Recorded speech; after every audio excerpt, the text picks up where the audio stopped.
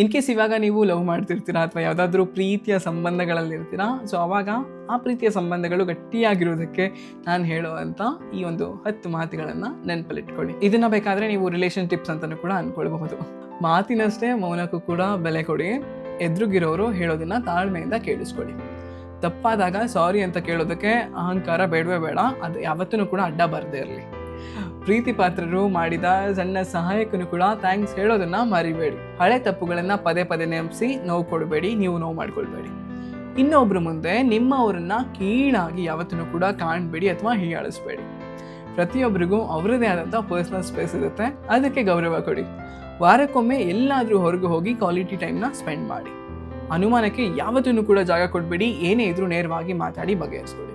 ವಿಶೇಷ ದಿನಗಳನ್ನು ಅಂದರೆ ಹುಟ್ಟುಹಬ್ಬ ಆಗಿರ್ಬೋದು, ಆ್ಯನಿವರ್ಸರಿ ಆಗಿರ್ಬೋದು ನೆನ್ಪಿಟ್ಕೊಂಡು ದಯವಿಟ್ಟು ಸಂಭ್ರಮಿಸಿ. ಸಂಬಂಧ ಅನ್ನೋದು ಗಿಡ ಇದ್ದಂಗೆ, ಅದಕ್ಕೆ ಪ್ರತಿದಿನ ಪ್ರೀತಿಯನ್ನು ನೀರನ್ನು ಹಾಕ್ತಿರ್ಬೇಕು, ಮರಿಬೇಡಿ. ಓಕೆನಾ?